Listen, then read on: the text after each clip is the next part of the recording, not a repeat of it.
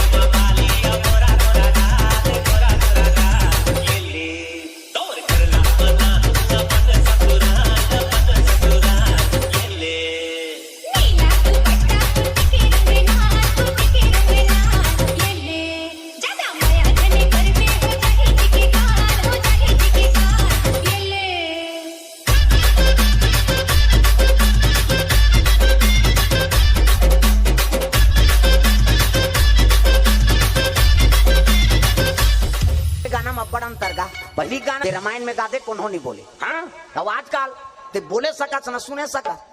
एक ठनाव गाना चला थे अभी